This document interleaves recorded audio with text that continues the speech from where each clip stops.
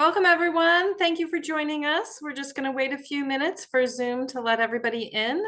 While we have a moment, please, we welcome you to start participating in our polling question, which should be up on your screen.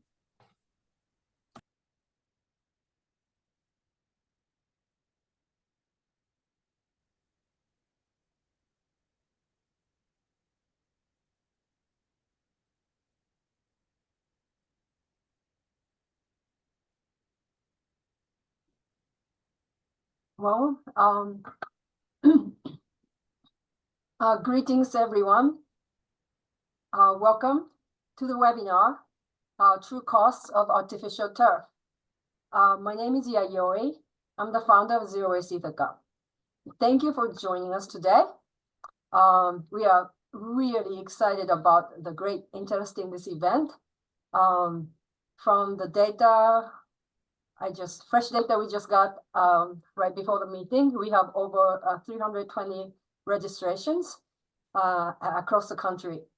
And you are all really incredible people, so please drop your name and where you're from and what your connections or relationship or like struggles with artificial turf or natural grass field in the chat.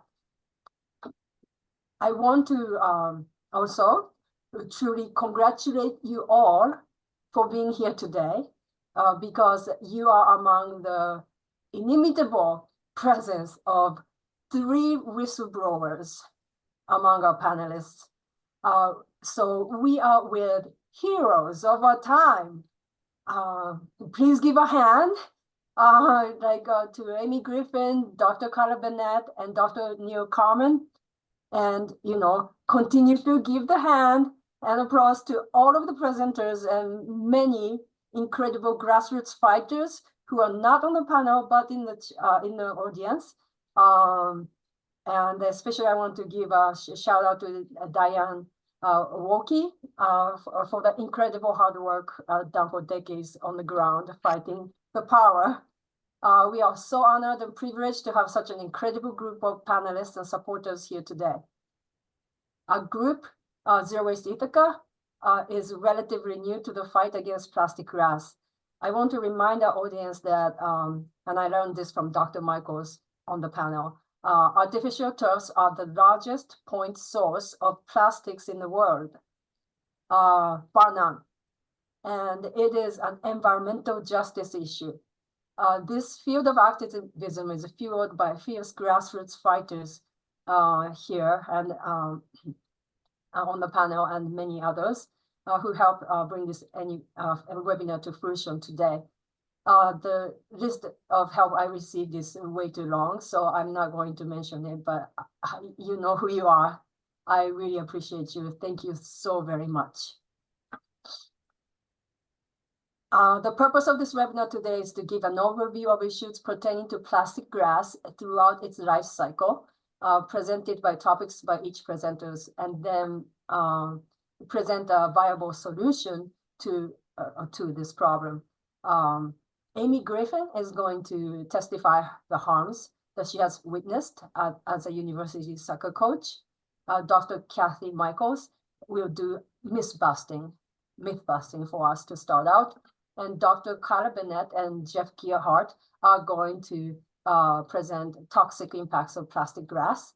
And Dr. Neil Carman will discuss environmental justice community in the Baytown, Texas, and Houston, Texas area in general, suffering under the enormous plastic production and other chemical facilities there. And finally, Ryan Anderson will present a solution of organic grass management, even for high impact sports field. I'm going to now pass on the torch to 2 other Zero Waste Ithaca members. Amina, a wonderful member, will quick give an overview of our dealing with Cornell University's plan for new plastic grass installations. And then Adriana Sulka is going to moderate the webinar with the support of Tracy Frisch of Clean Air Action Network of Glens Falls. Thank you. Go ahead, Amina. Hi everyone, I'm Amina Mohammed. I'm a PhD student in Department of Ecology and Evolution at Cornell. Thank you all for coming to this webinar. Yayoi has worked so hard to make this a reality, and I'm so happy to see so many of you here. So when Yayoi first told me about Cornell's plan to $55 million plan to put up new artificial turf, I was like, why would they do this? After 85% Ithacans polled against turf last spring and letter from the town conservation board opposing the turf, why would they still decide to do this? So I'm not here to talk about the harmful effects of the turf. We have a wonderful panelists here who are going to talk about all of that. But I'm here basically to complain. I'm here to talk about my frustration, my experience dealing with the city planning board. So last February, for the town planning board meeting, one of the things on their agenda was Cornell's new field sports facility and its environment impact assessment. So I went there with many of other Zero Waste Ethica members, and we were there. We sat through that long meeting, heard a lot of bureaucratic discussions, and guess what? The Cornell's representative did not even show up. So yeah, we were just there. It was supposed to be a democratic process and an opportunity for the public to speak up, but they did not even care about showing up. And then they kept postponing this in their agenda. And last I've heard, they're planning to do it in May when all the students have left for summer break.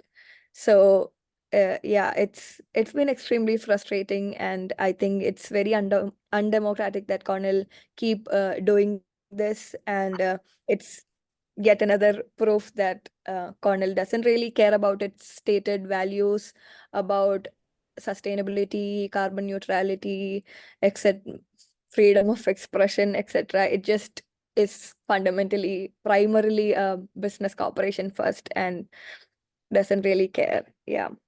Yeah, I won't take up lots of time, but I'm looking forward to hear from all of you on this important topic. Thank you. Thank you very much, Amina. We have had an interesting journey with the Cornell University and town and city planning board meeting. So now Adriana from Ithaca College is going to moderate. So please take it away, Adriana. Hi, my name is Adriana Solka. I'm a senior at Ithaca College, environmental science major and health minor. I've been volunteering with Zero Waste Ithaca for about a year now.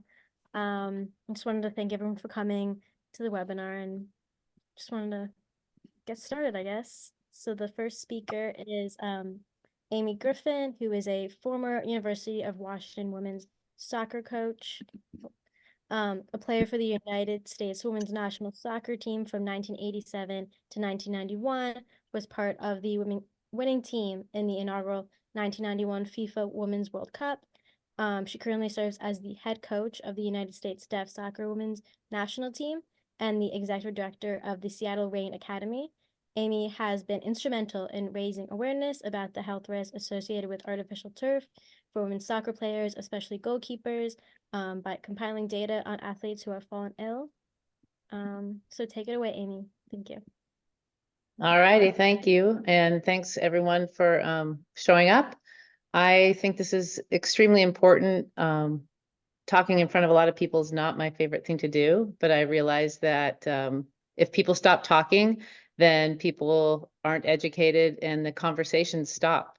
And I keep thinking everyone knows about this because I talk about it so often, but then I find out that it's a very, very small percentage. So if people keep these conversations going and keep asking more and more questions, for me, I'm not a scientist, but for me, the common sense of all of this is crazy how we got to the point to where we are.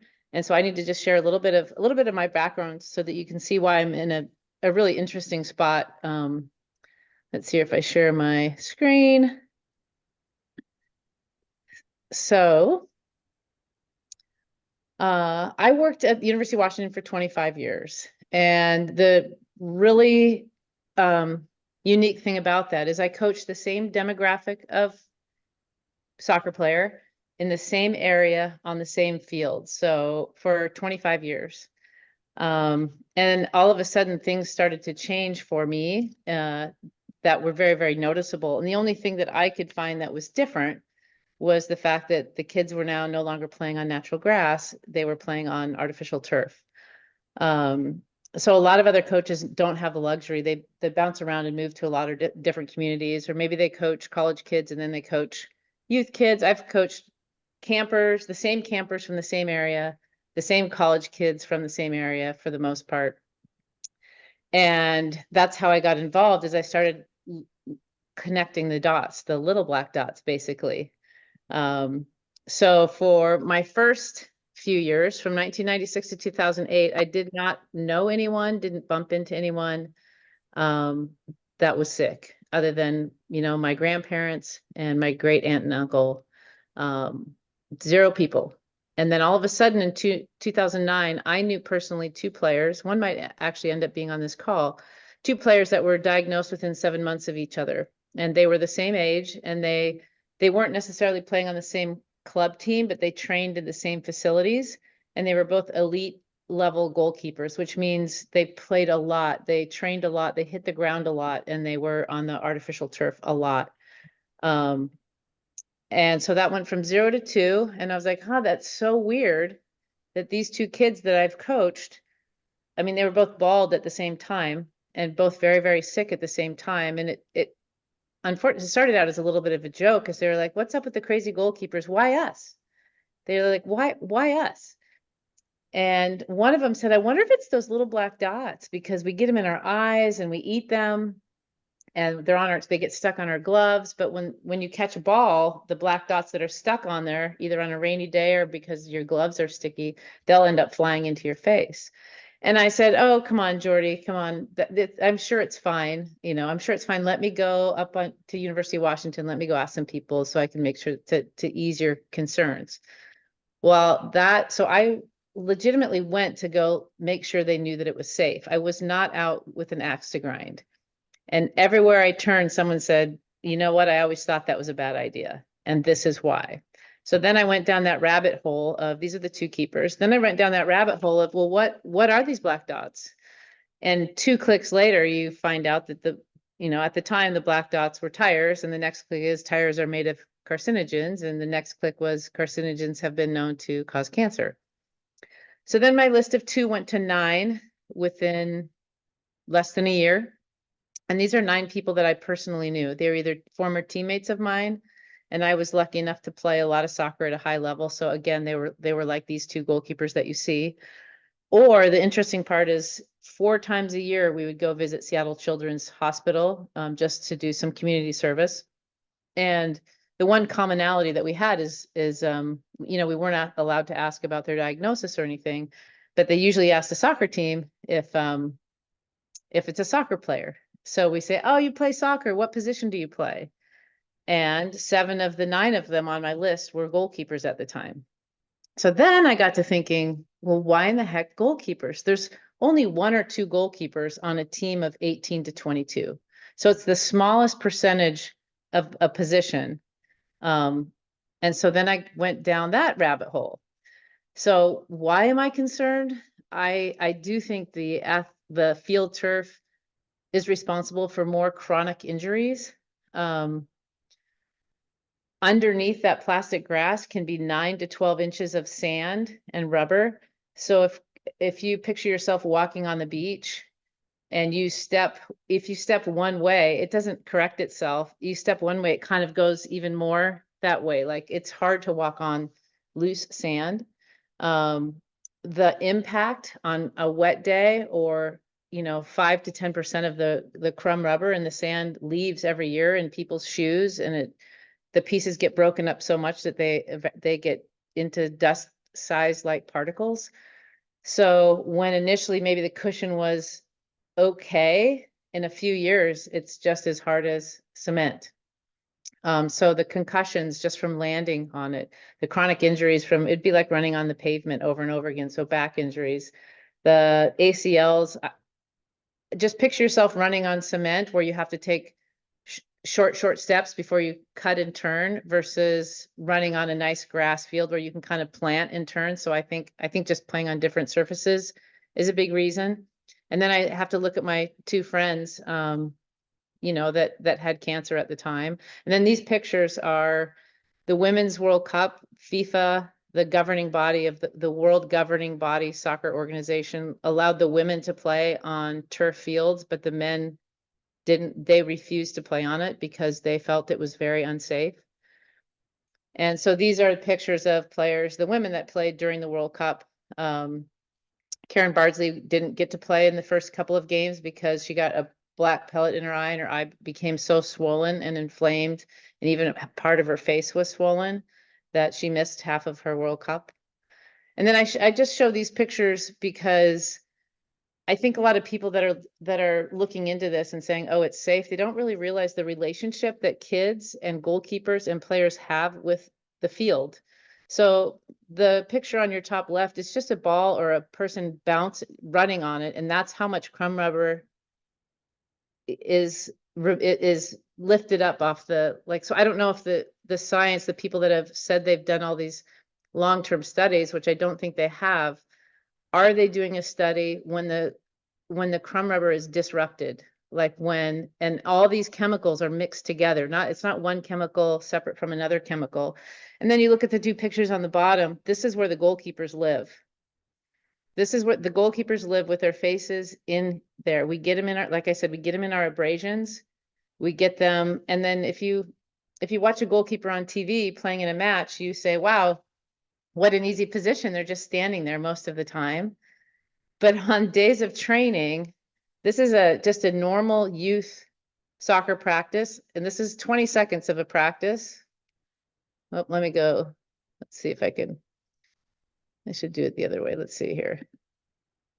This is just a normal basic practice.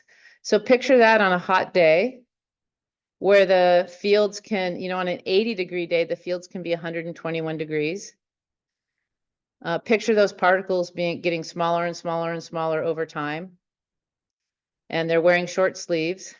And so that's why I became interested in why I think the goalkeepers may potentially have a little bit higher chance of, you know, a higher risk.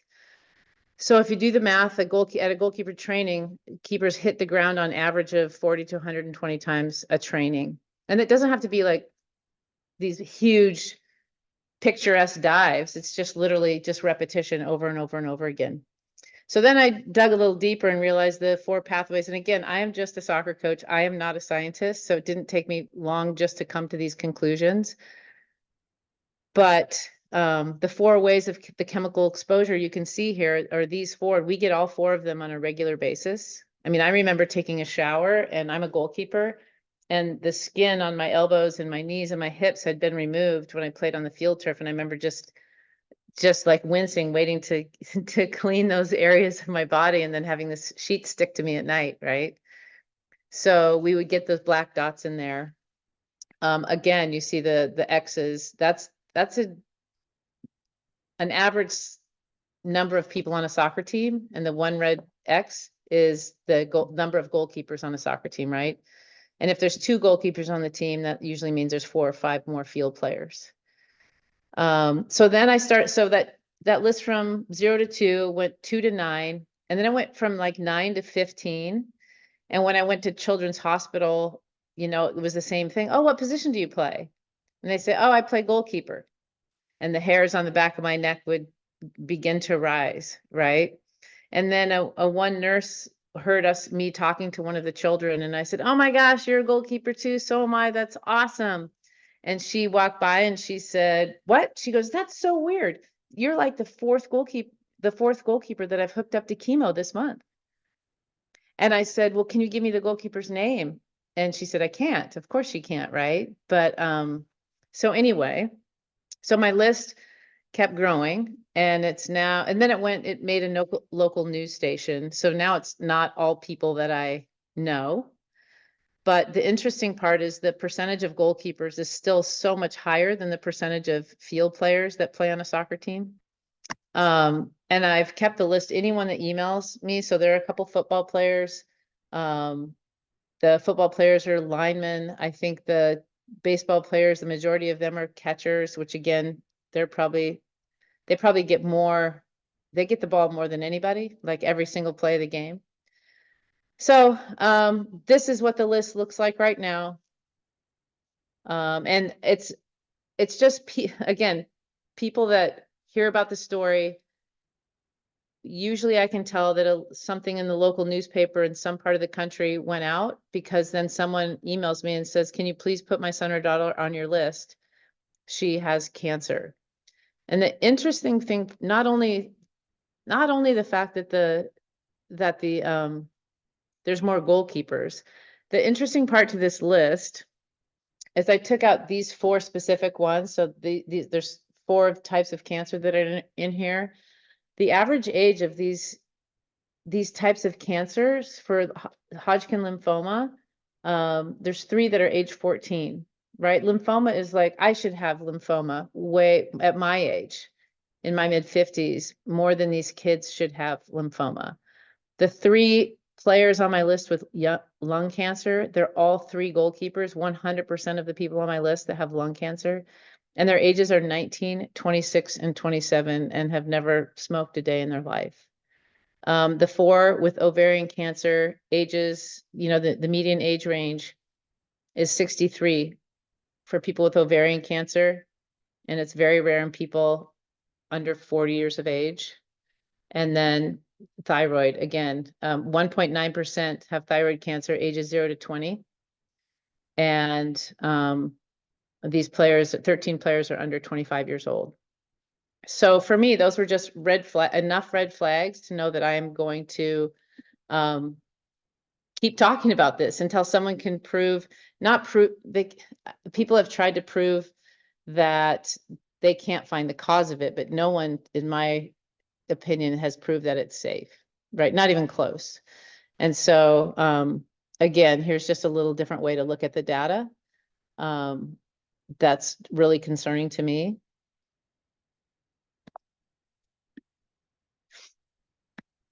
And that's basically my story, right? I just keep asking questions, and the deeper I dig, the more crazy it sounds. That someone said, we cannot dispose of tires. We have to pay a tax on our tires so that someone can dispose of them, because you cannot burn them, you cannot bury them because they are so toxic. Yet we can break them up into millions of pieces so that they can become as small as dust that can get into our lungs, similar to asbestos. And kids can play on it, and they can sweat in it and go home and go to bed, not take a shower, and that for some reason is okay. Now, my kids' middle school had a friend of mine found out that there was a flagpole that had lead paint on it.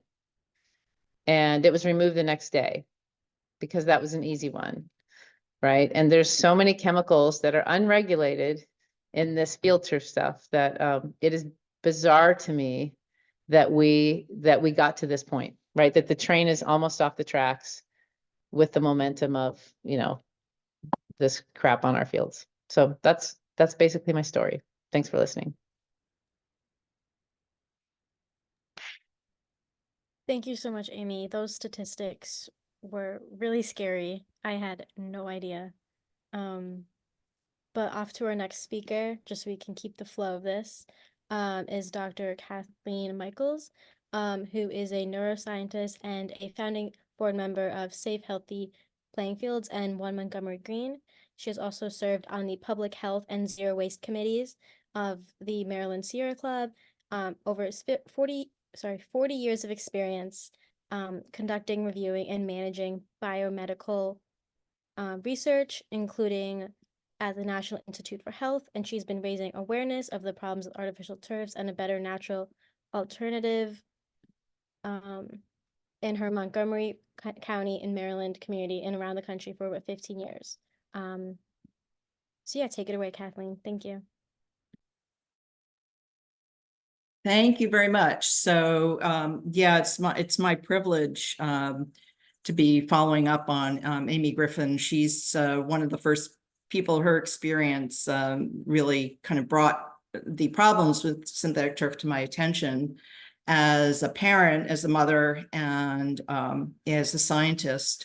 I already knew from, decades, even from the time I was young, that plastics were a problem, and we had been kind of lulled into complacency about plastics in general, with the promise of recycling, which has turned out to be a false promise.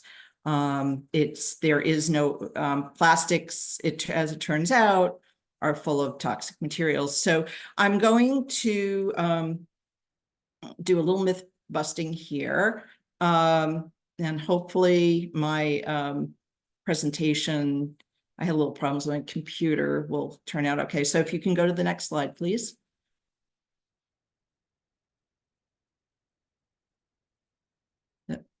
There, whoop. Okay.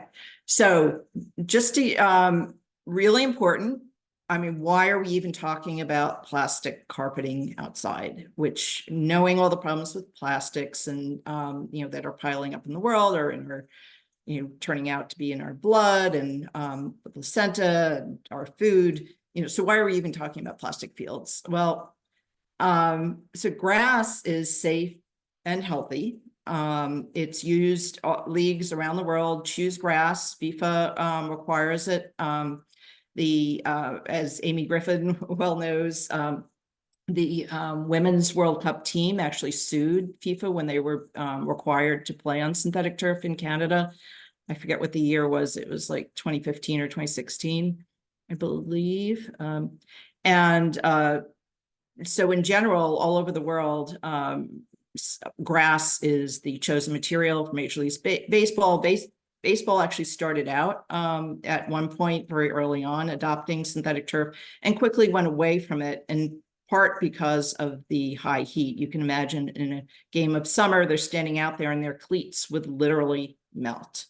So very few, I don't even know if 5 at this point have baseball. The Toronto Blue Jays, I think at one point had it, but I think they went away from it as well.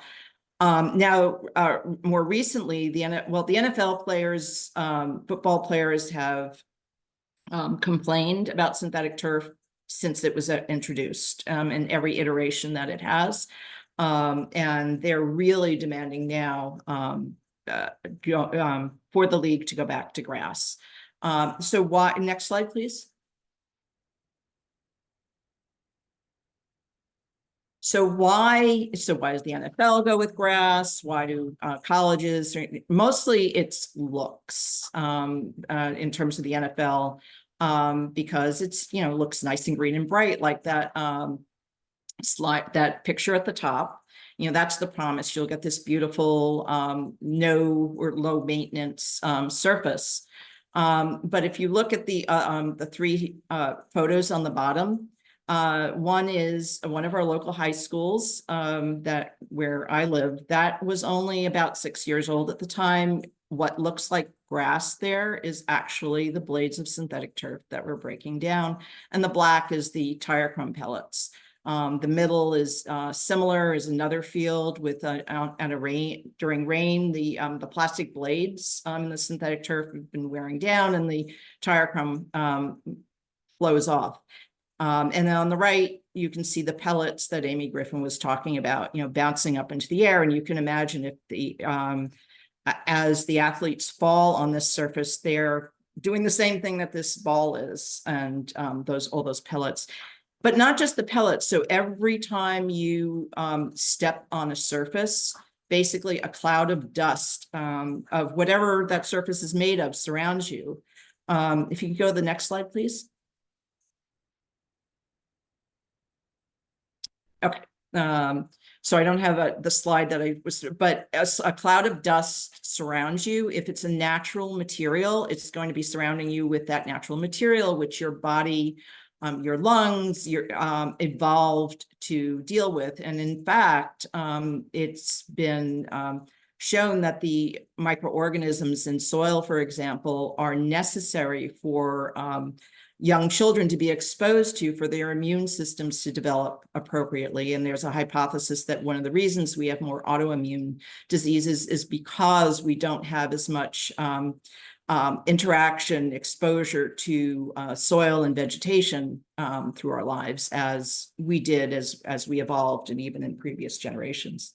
So one of the things that you, when you're dealing with a school, a municipality, there's 5 things that you should know and 5 questions you should ask them about if they try to tell you, to take you down the rabbit hole of, oh, don't, just pay attention to this one small thing and it's not a problem. They'll try to make you think one part of this is not a problem. You want to ask questions. So you want to ask about heat. And we can go into some of the myths on all of this, but I'm not going to have time tonight. But heat is one of the areas that you want to ask them, how are they going to deal with that? Injury, as the synthetic turf gets hard, which it will very, very quickly, actually, which grass does not if it's even minimally maintained. Toxicity, all of the chemicals that are in the synthetic turf and whatever infill you're using, but the plastic has plenty, as you will see. And then cost. Synthetic turf is always the capital, the initial costs are always more expensive. And then it has a cost, a huge cost that grass does not, which is the cost to replace it after, on average, 8 years. And it's only warranted for 8 years because, as you saw those other slides, it just falls apart. Disposal is another cost, again, that grass doesn't have. It's a massive volume of waste. And during the whole life of the synthetic turf, it breaks down and releases microplastics into the environment. So if you go to the next slide, please.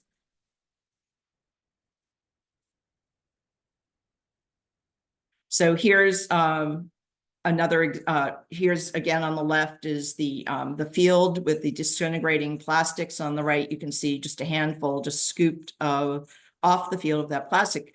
So where is all that going? And it's on average, according to the industry itself. So this is, not activists saying this, that it loses 1 to 5 tons of the synthetic material per year. And so on average of 20 tons per year, per 8 years has been estimated, because it's loses more as time goes on.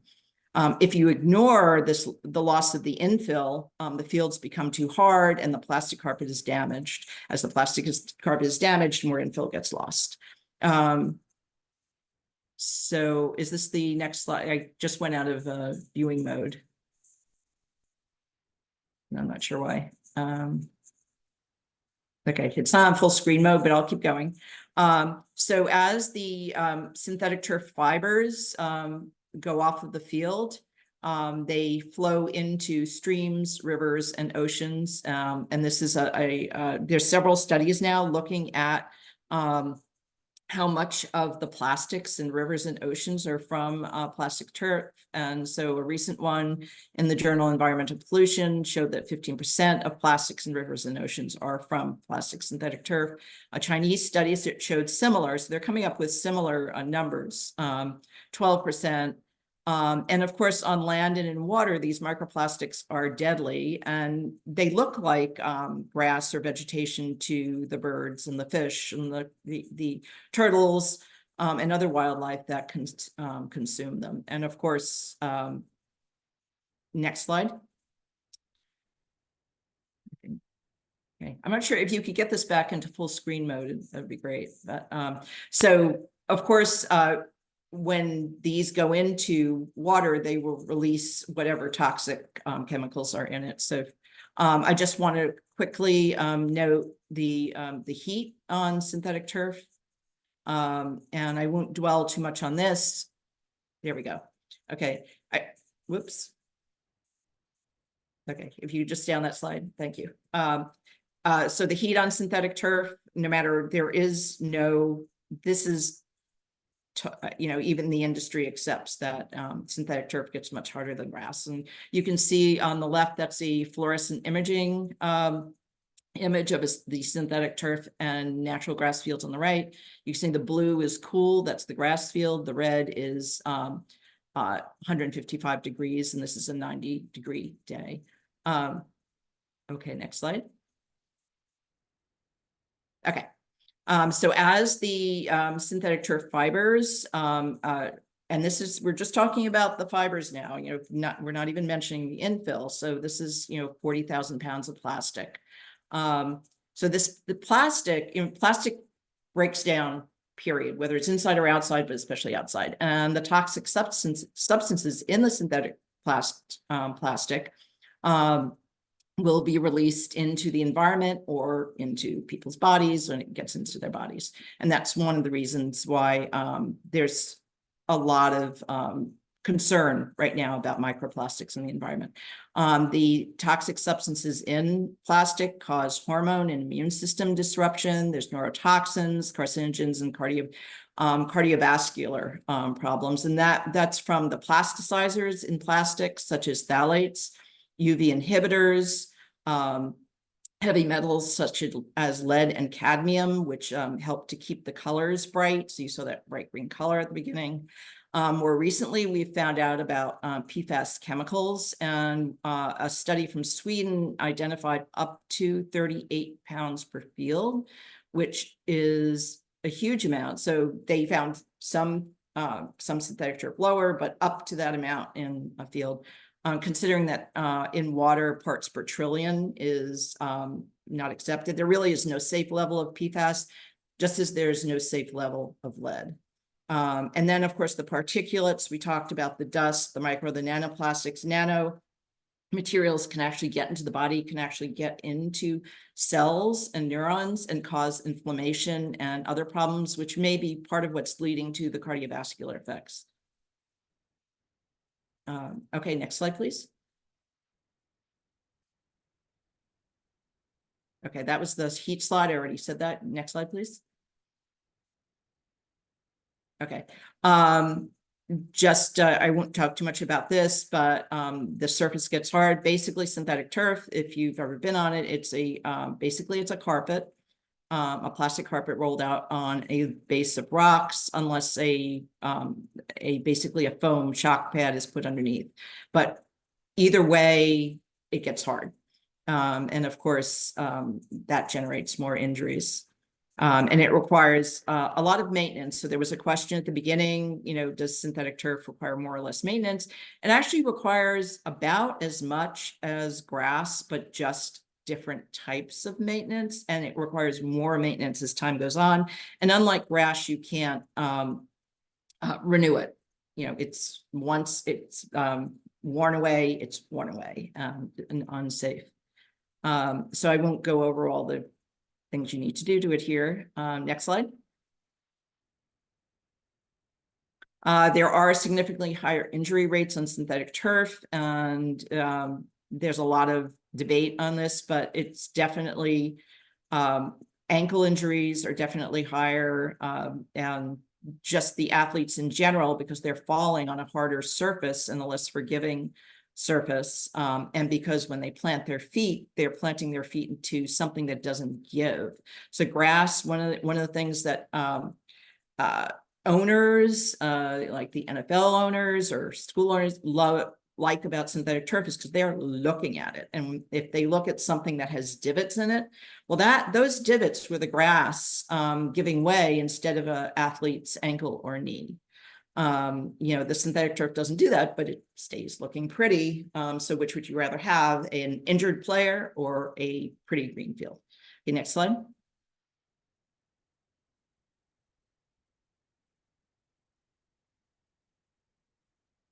So I think Coach Griffin covered this, the injury from the turf burns. Actually, the one on the right, I believe, is from Sydney LaRue. So this, you don't get this from grass. Okay, next slide. Just so one of the quote unquote solutions, because the tire crumb in synthetic turf is full of all sorts of toxins, that were never meant for human beings to be exposed to, or any life for that matter. So the industry has been coming up with a lot of other infills, but they're all hot. I mean, the plastic is still hot.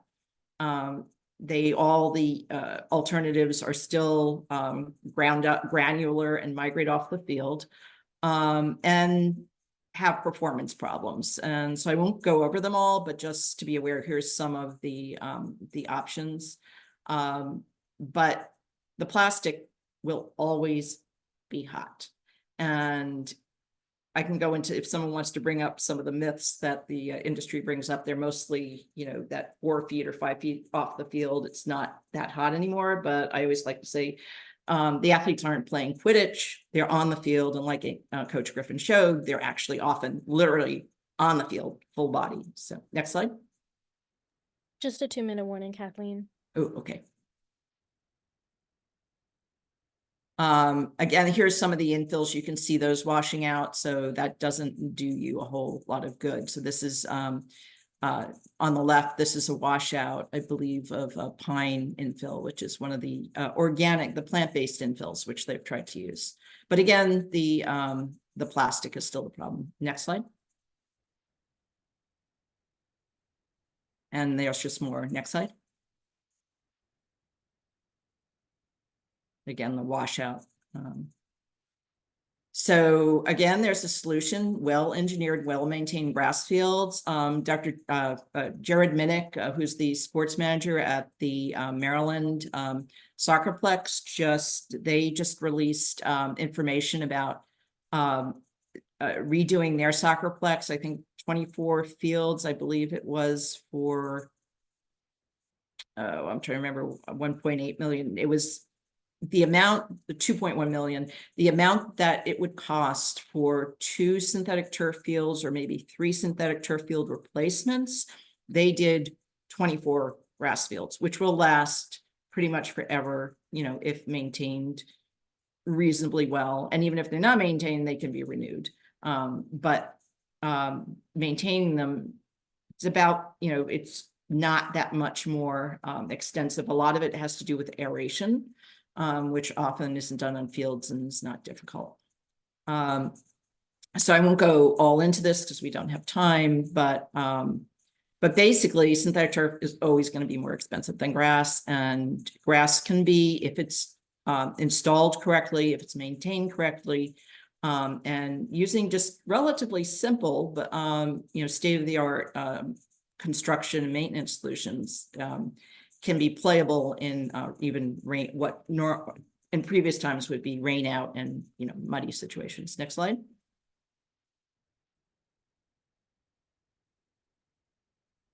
So here's, I won't go into all the costs here, but synthetic turf cost over, this is from somebody who actually installs both synthetic turf and grass. So they came up with, including the maintenance and installation, synthetic turf over 20 years is about 2.6, almost 3 million, around 3 million. And grass, the maximum cost over 20 years, if you really factor in things like resodding, which you don't usually have to do, would be a third of that. And that's really giving the synthetic turf the benefit of the doubt. So I won't go into all the details here, but synthetic turf is always more expensive than grass, both in the short term and in the long term. Next slide. Finally, there's the myth of recycling. Now, if we weren't using synthetic turf, or we weren't using plastic, we wouldn't even have to deal with recycling, because remember, grass doesn't need to be recycled. It doesn't need to be disposed of, and particularly not in the very short time frames that synthetic turf is. It's like, why are we putting acres of plastic down that we will have to dispose of, and we don't even know how to do that? And there's recent studies that have showed that there is no safe way. So that was kind of a trick question at the beginning, where, which type of recycling is safest? There really is no safe way to recycle plastic. The synthetic turf industry has been saying I've been working on this for about 15 years or so. In the very beginning, they kept saying, oh, we're recycling, we're going to have a facility, and recently one of the major synthetic turf manufacturer representatives said, well, in a symposium that the answer is none, that, really, there is no real recycling. Repurposing is not recycling. And that's mostly what the industry was doing. Mostly what they're doing now is stockpiling it. And now they've come up, not just for synthetic turf, but plastics in general, with something they're calling chemical or advanced recycling, which is really just burning. And it requires a huge amount of energy, energy intensive, and I think you'll be hearing a little bit about that today, so I won't say much more. Next slide. So synthetic turf disposal, you see on the left a lot of pictures of turf dumps around the country. And I just like the, it's tip of the turfberg. I like that on the, along with all the chemicals. So you see that kind of, image of synthetic turf in the water, which is where a lot of the microplastics are ending up. And there's billions of pounds of waste across the country, and growing astronomically. Next slide. Dr. Michels? Okay. And that's it. So take action. And I always like the Lorax. So, and pretend that green there is synthetic turf instead of grass. Thank you. Thank you so much, Kathleen. On to the next speaker, we have Kyla Bennett, Dr. Kyla Bennett, who's the director for the Northeast and Mid-Atlantic Science Policy for PEER, which stands for Public Employees for Environmental Responsibility. She previously worked at the EPA Region 1 for 10 years as a wetland permit reviewer and as the region's wetland enforcement coordinator. Kyla became first involved with PEER in the mid-1990s when she became a whistleblower at the EPA. So take it away, Kyla. Thank you. Thank you so much for having me. I'm going to share my screen here. And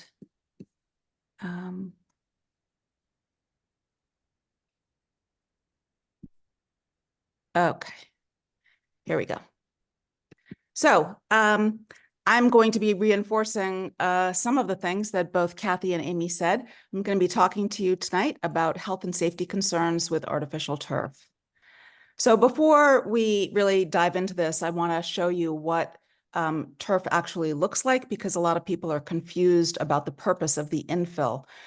Turf usually has 4 different layers. They have a shock pad, which is some kind of polyethylene or foam, something like that. Then there's a backing, which is either latex or another kind of plastic. And into that backing, these fake plastic blades of grass are sewn. And then the infill is the kind of brown stuff here that holds those grass blades up. So the infill is loose and on top of the turf. And for decades, and Amy actually was a client of PEER's back in the mid-2000s, we were always focused on the crumb rubber infill because we didn't really know what was dangerous or what was even in the grass blades. And now so many different municipalities and universities are moving away from the crumb rubber because, as Kathy said, it's a really bad idea to put down a bunch of carcinogens for your children and athletes to play in. And they are heading towards more what they call organic infills like cork or engineered wood. But there are problems with all of them. There's a relative newcomer to the scene, which is the no-fill turf. And this is a picture of that. It's kind of shorter grass blades, and you can see those kind of wispy things that look almost like greenish hairs. That's called thatch. And that is what helps hold it up a little bit. This stuff does get flattened out quite a bit, and that thatch also breaks off into many, many microplastics. But the purpose of the infill, and here you can see a picture of that no-fill artificial turf that's been flattened down with just a little bit of use. The purpose of the infill is that it serves as a ballast, so it prevents wrinkling of the turf from temperature changes. It keeps the blades upright. It provides cushioning. It shields the backing from harmful UV rays. And one industry website said, just because turf can be installed without infill does not mean that it should. Without infill, the turf is susceptible to many preventable problems. So the jury is out on this no-fill turf. It's relatively new to the US. I believe that Jeff Gearhart, who's talking later, might be testing some of this for PFAS, but I have never actually seen it except waved around in a room. No one let me touch it. But the bottom line is that the infill is not our only concern. In fact, even if we forget about the infill, even if they use organic tapioca beads for infill, it doesn't matter, because in 2019, Pierre and the Ecology Center, Jeff Gearhart, so Jeff and I, discovered that artificial turf contains per- and polyfluoroalkyl substances, or PFAS. Now, this is a class of thousands of chemicals. They're nicknamed forever chemicals. They're all really persistent because they have this carbon-fluorine bond that's almost impossible to break under natural situations. And many of them bioaccumulate. All that we have studied are toxic. What do PFAS do to you? They can increase your risk of diabetes. They can interfere with your body's hormones. They can lower your chance of getting pregnant, reduce fetal growth, increase blood pressure, which causes preeclampsia in pregnant people, can increase your cholesterol levels. We now know it can lead to cardiovascular disease, increases your cancer risk, alters your metabolism. It can make you fat. And one of the more disturbing things for me is that it reduces your immune system function and vaccine response. So here we are coming out of, hopefully, a pandemic. It can make, if you have high levels of PFAS in your blood, it can make vaccines not work well on you. It also leads to growing, learning, and behavioral issues in children. So how toxic are PFAS? There are 3 routes of exposure: inhalation, dermal absorption, and ingestion. And in April of 2024, just a few weeks ago, EPA issued final maximum contaminant levels. These are regulations stating that there is no safe level of 2 of these PFAS, PFOA and PFOS, in drinking water. Now, keep in mind that PFOS is one of the PFAS that we are routinely finding in these fields. EPA's regulation includes the regulation of 4 other PFAS, but the important thing to remember here is that they're regulated at 4 parts per trillion, which is a tiny, tiny little amount, and their goal is 0. There is no safe level of these 2 PFAS. Now, one of the things that industry always tells us is that, oh, well, we don't use the bad PFAS, we use the good PFAS. And they actually have this graphic up, this is the American Chemistry Council, they have this up on their website, and they say, chemical families are like berries, and strawberries and blueberries and raspberries are nutritious and delicious, and hollyberries are dangerous and can kill you. And we don't want to ban all berries because then we wouldn't have the delicious strawberries and raspberries and blueberries. Well, the bottom line is this: we have toxicity information on only a handful of PFAS chemicals, and EPA says there are about 14,000 of them. The absence of evidence is not the evidence of absence. In other words, just because we don't have a study saying that they're dangerous doesn't mean they're safe. All it means is we haven't been able to do that study yet. So most scientists argue that all PFAS should be regulated because they're dangerous. Even the fluoropolymers, which are some of the ones that the turf industry uses in their fields. And just the fact that they're highly persistent is enough to regulate them all and to be concerned about their use. So why is PFAS an artificial turf? 2 reasons, really. They act as an extrusion aid, so the molten plastic doesn't clog the machinery, and they're also used as a slip agent added to the molten hydrocarbons to make the plastic grass blades free of defects. So industry often claims that their artificial turf is PFAS-free. Every single sample we have tested, and when I say we, I'm talking about NGOs and citizens, every single one, dozens and dozens of different samples have PFAS. Industry and consultants often use tests designed not to find PFAS. I'm so sorry. Or, hold on.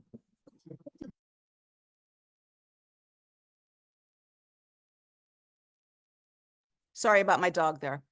Or they say there's no intentionally added PFAS. And here's an example. This is water saver turf. They have on their website on the left here, PFAS-free artificial turf is available near you. Might be hard for you to see this, but hopefully you'll be able to see the graphic on the right.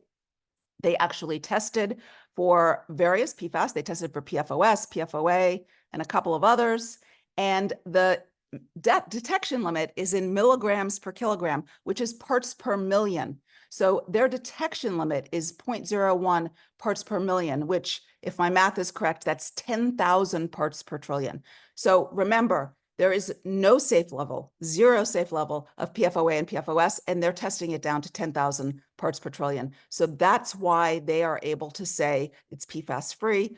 Always ask for the test results, always check to see what their detection limits are. So why do we care about PFAS and artificial turf? Water around artificial turf quickly becomes contaminated. Dr. Graham Peasley from Notre Dame University estimates that 800,000 gallons of water will be contaminated per year per artificial turf field above EPA's new MCLs. In Martha's Vineyard, a study showed that 12 parts per trillion of just 6 PFAS will leach off a new field. And also, we have just recently shown that PFAS can get on the skin of athletes. As Kathy said, artificial turf sheds microplastic pounds a year, gets into the waterways. Artificial turf not only is hot, but it contributes to climate change. Remember, natural grass will absorb carbon dioxide and release oxygen. Artificial turf does the opposite. It actually releases carbon dioxide and methane. The manufacturing, installation, service, and disposal of one artificial turf field generates a total of 55.6 metric tons of carbon dioxide. So if your town or your university cares at all about climate change, they should not be putting in plastic grass fields. Artificial turf does need watering. A 2017 study in New Mexico basically said that you need as much water on artificial grass as you do for natural grass, and another 2020 study showed that you actually need more water on artificial turf to cool it down and to clean it. You need that water to keep the dust down, and it can be double the cost of irrigating a natural turf field. As Kathy said, way more injuries on artificial turf. I'm not going to go into all of these, but these are very recent studies showing this. And artificial turf cannot be recycled. The Philadelphia Inquirer just did a big expose on this, and we know now that all of these alleged recycling facilities do not exist. In fact, we found some turf discarded behind a building. We found other turf in an abandoned warehouse. The only place they are recycled is in Baytown, Texas. And as Kathy said, that is not recycling, that is pyrolysis. They're burning it, which leads to environmental justice issues.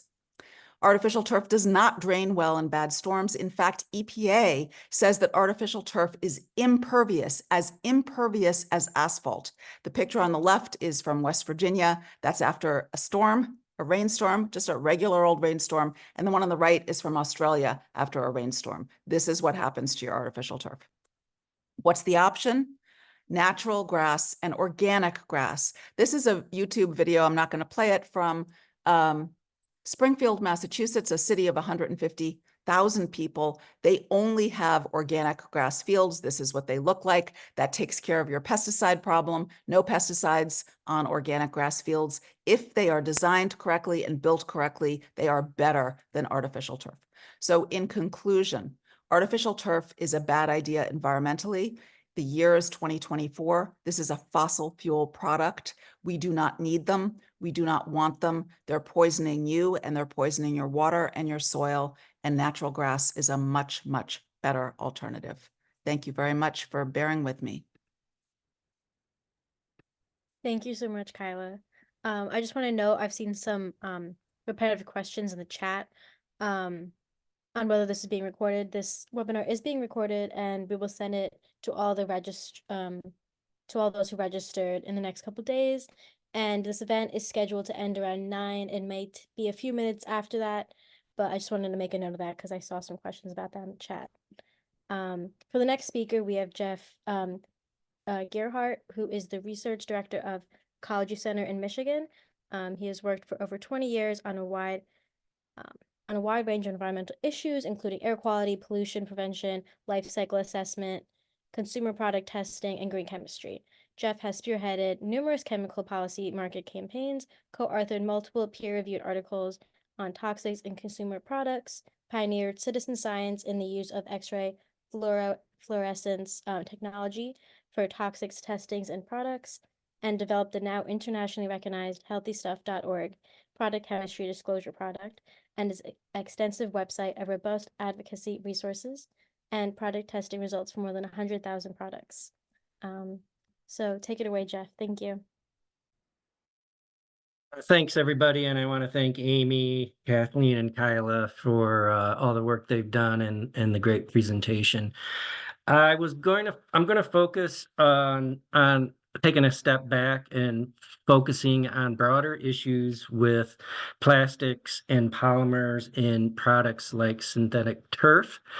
I also wanted to make a comment, I think, off the top on some of the science that's out there that is very poor, that's being misinterpreted, and I think is causing a lot of problems. And the first and foremost thing I will raise is EPA just issued a report on assessing hazard and risk of tire crumb, and it's a long-awaited report. And the conclusion that showed up in the papers was, well, tire crumb gets a clear bill of health. But if you read very far into the report, you find out a series of limitations on the report, which are really overwhelming.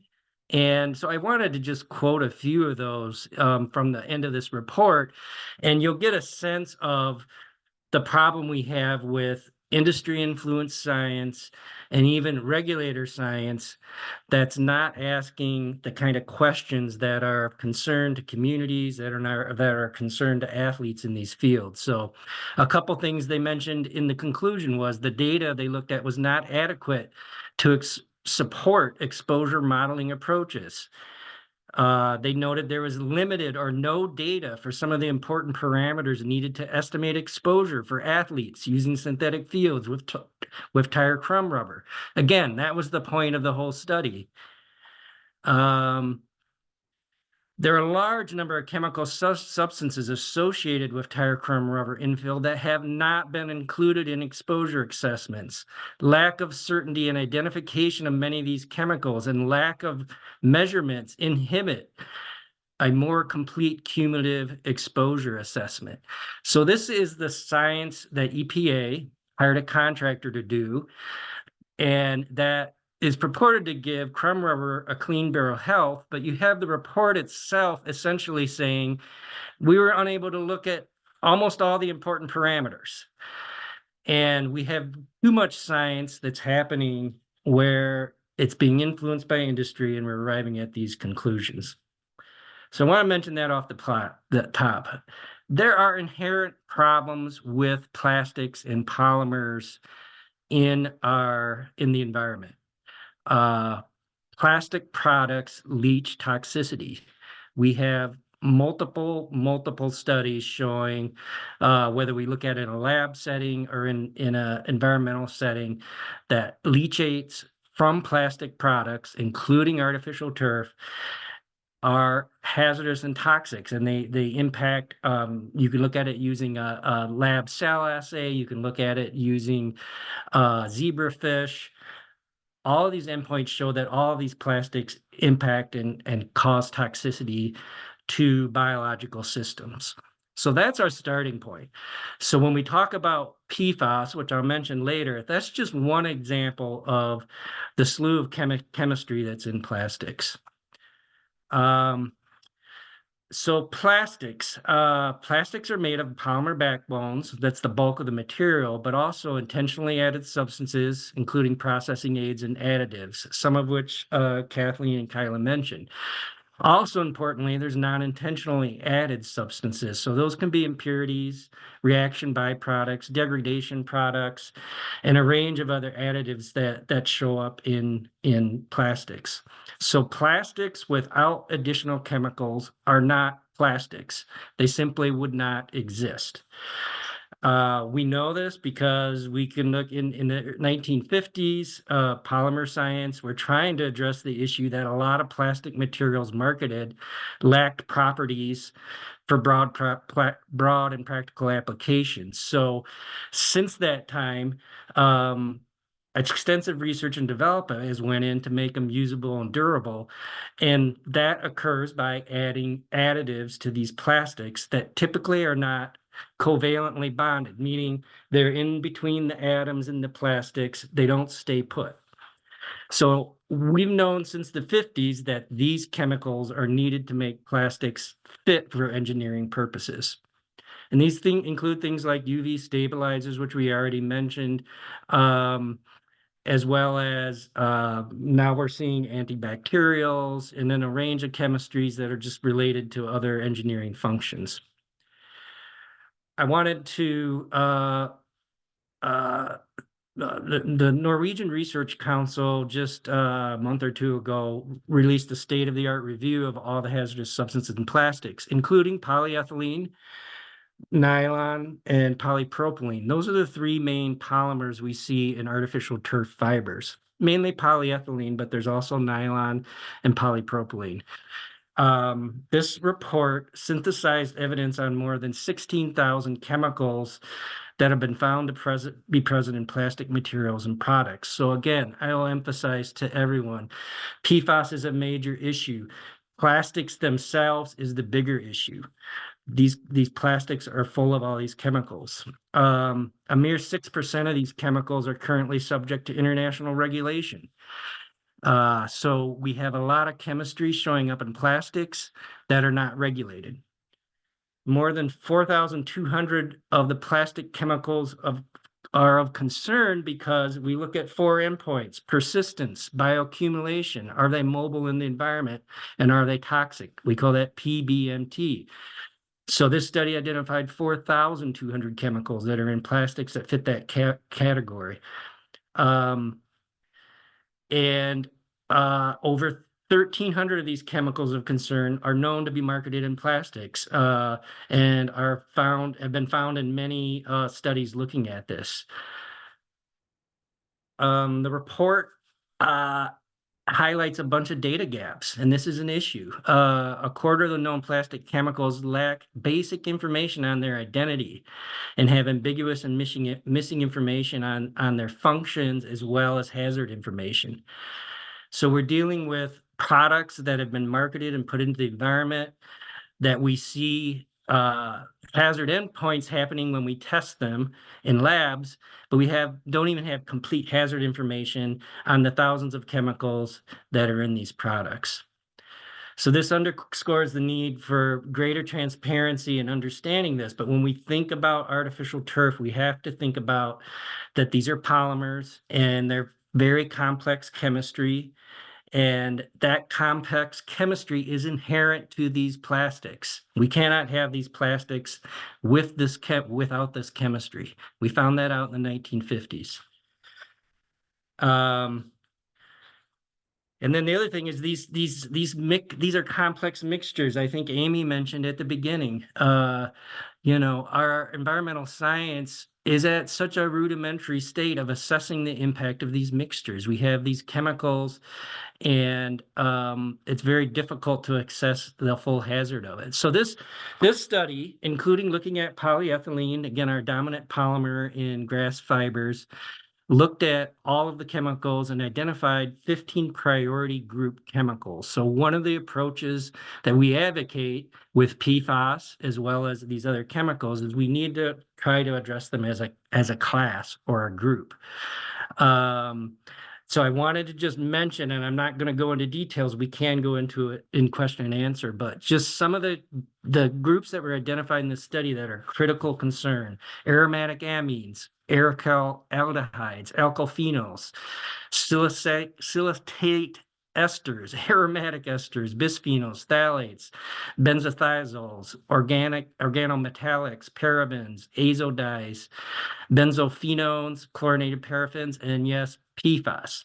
So these were this great study that identified these categories of chemicals, and these are all chemicals that should be subject to full disclosure from the synthetic turf industry about the content of them in the product. And then I just want to conclude just a comment on microplastics and nanoplastics, because all the studies that have looked at products like turf, when we do high UV and temperature exposures, we start to see fracturing of the of the plastics when you look at them on an electron microscope. And those fracturing of that plastic and the abrasion from the use is releasing these nanoplastics and microplastics into the environment. And one of the important things about these small plastics, in addition to them being able to get into our body and claw and cross the blood barrier into our organs, is as the plastics get smaller, their surface ratio increases. So when we make smaller plastic particles, they're going to release more chemicals into our bodies, into the environment.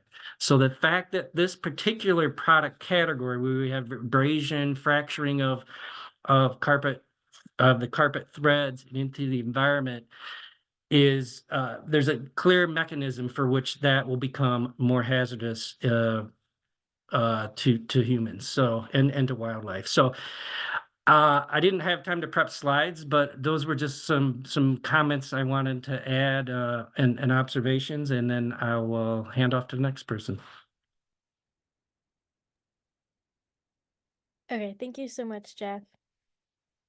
Next speaker, we have Dr. Neil Carman, who is a phytochemist renowned for his extensive research on plant-derived natural compounds known as phytochemicals.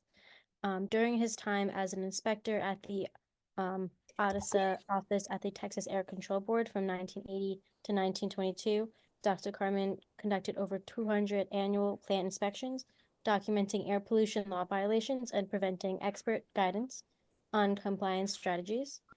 Subsequently, he has served in a number of key roles, including as a staff member as a Lone Star chapter of the Sierra Club, and as an advisor to the Galveston-Houston Association for Smog Prevention. Throughout his career spanning both state agencies and nonprofit organizations, he has played a pivotal role in various environmental cleanup initiatives. He has networked with environmental justice communities pro bono across North America on their local air pollution battles. Notably, Dr. Carman served as the staff leader in the lawsuit against Exxon Mobile complex in Baytown, Texas for 12 years. The Exxon complex has a new controversial chemical recycling plant which processes plastics, including artificial turfs, supplied by a recycling company called 10 Cape. So thank you. Take it away, Neil Carman. Thank you very much for the opportunity to speak. I began working at the State Air Pollution Control Agency in 1980, and one of the first plants I went into was a crumb rubber synthetic plant. Okay, so I knew about the styrene butadiene rubber and the carbon black, the aromatic extender oil. So I'm very familiar with the horribly toxic chemistry of crumb rubber. So I think those are extremely interesting, revelations about, how it's used. Anyway, in the Baytown case, Exxon Mobile is not really explaining what they call their advanced recycling claim. Okay, but first, the next slide, please. Can you go to the next slide? Yeah. Well, so in these communities that I was around for 12 years, and I've been around for 32 years with Sierra Club in Texas, Louisiana, and many other places, these are really not just environmental justice communities. They are sacrifice zones, okay? What I discovered is that there were very high cancer rates, a lot of lung problems, children sick going to the schools in the areas.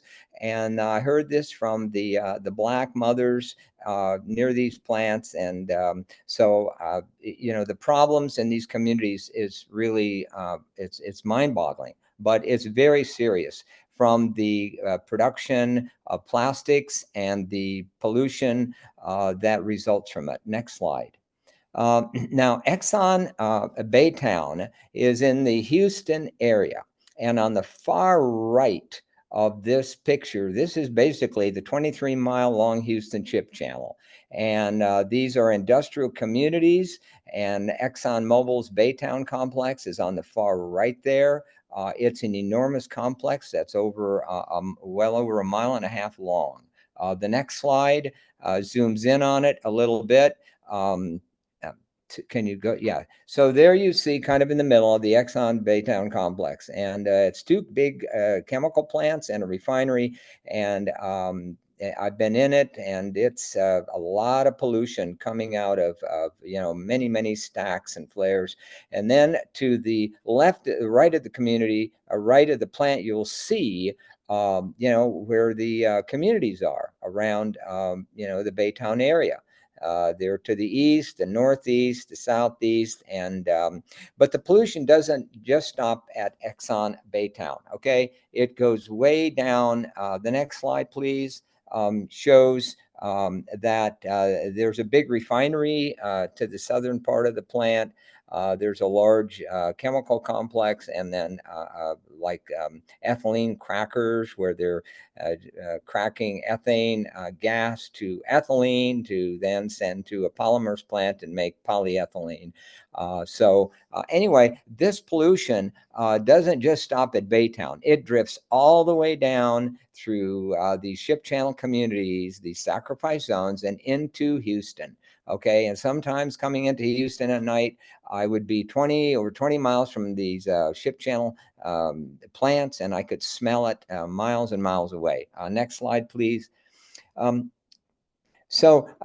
is the largest polluter in Harris County or Houston, Texas. Next slide, please. So I want to focus on the air pollution problems with these plastics manufacturing plants.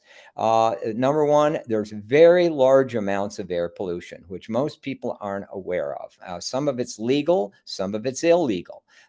Secondly, I will not go into this much, but there's a lot of hazardous waste that is emitted. Well, it's not put into the air, but they have to treat it through the Resource Conservation and Recovery Act, or RCRA. But these plants make a lot of toxic waste regulated under RCRA. They also use a tremendous amount of water because they're making steam, and I'm not going to cover that. Finally, the concern I'll look at is the transparency is grossly missing in Exxon Mobil's recycling claim. The next slide, please. So there, as I pointed out, the air pollution is a tremendous problem in these plants. They put out, we don't really know the accurate numbers. There's a lot of monitors on these plants, but then there's a lot of pollution that's not well monitored at all, that they use engineering estimates. So the numbers we get every year, these inventories are not very good. The plants have a lot of upsets, and some are reported, some are not reported. The next slide, please. So anyway, in 2010, Sierra Club and another group, Environment Texas, filed suit in federal court against Exxon Mobile and the whole Baytown complex, the two chemical plants and the refinery. 16,000 violations of the Clean Air Act just in 5-year look back that is allowed under a citizens enforcement suit. We were able to sue because both EPA and the state of Texas were not doing their job, my former agency, which is no surprise. So we went into federal court, and the next slide, the violations covered what are called emission events. Basically, they're pooping in the air at excess rates, illegal amounts, even though even a lot of their legal pollution is pretty bad. The next slide is a quick overview of the next slide. Yeah. So this is what we were finding in their own records that had been reported to the state of Texas. A lot of sulfur dioxide, over 2 million pounds, volatile organic compounds. It would be like benzene, which is down below, as you can see. And 1,3-butadiene is a carcinogen along with benzene. Hydrogen sulfide is a very toxic gas that comes out of sour crude oil. So a lot of that came from the refinery. One of the stories in this case is we had a family that had moved from New York City to Baytown to work in the Houston area. Well, they got gassed by one area of the plant, and it was hydrogen sulfide. It smells like rotten eggs, and they had to take their 3 children to the hospital. We were counting on them as being one of the families in this legal case, although this was not personal injury or toxic tort. This was just alleging violations of the Federal Clean Air Act and the Exxon Mobile Baytown's permits, air permits.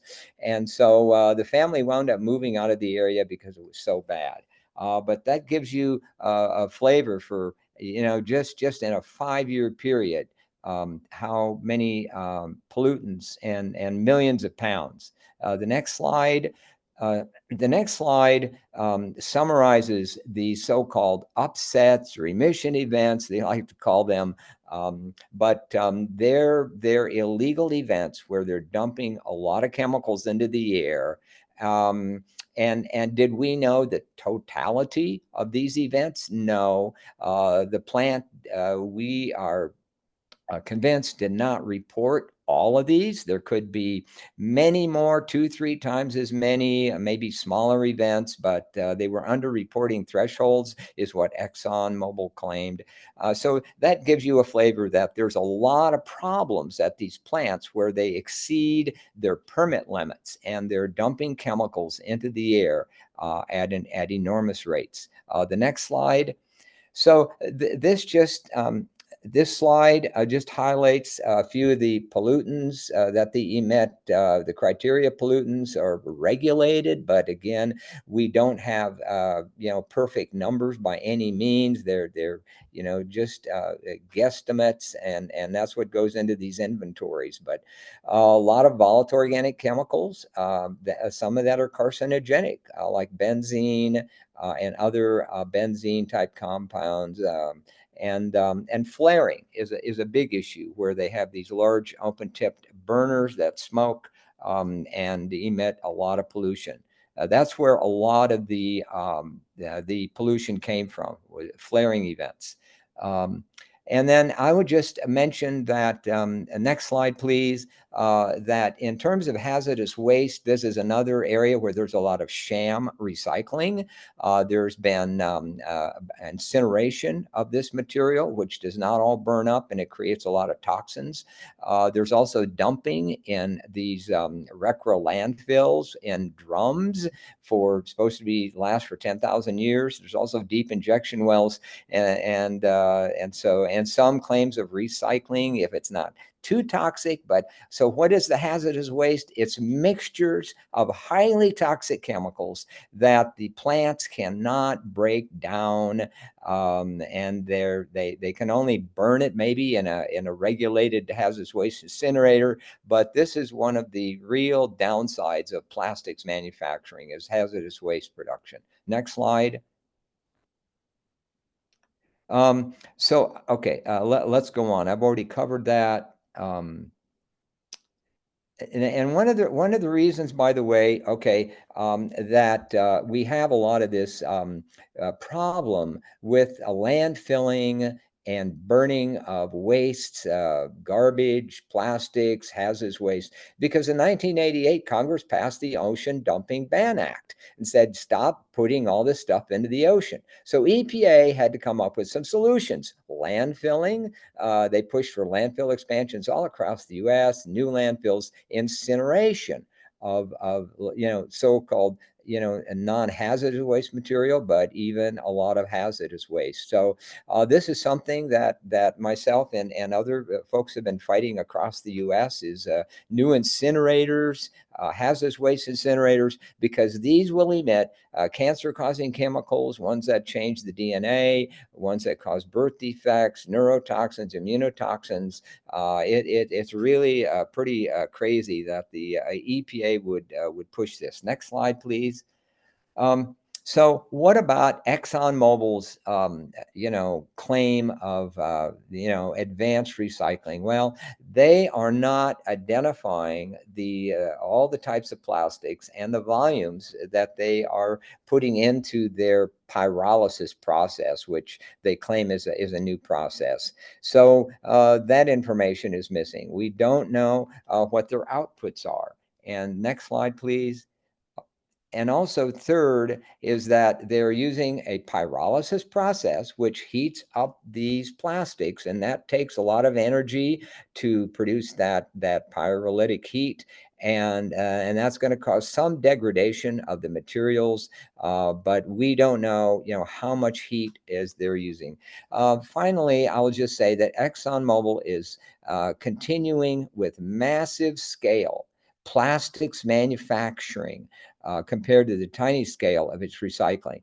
About 5 years ago, I was part of an effort to oppose Exxon Mobil's new ethylene cracker. They already had at least one or two more, and we were very concerned about the pollution, coming from this process.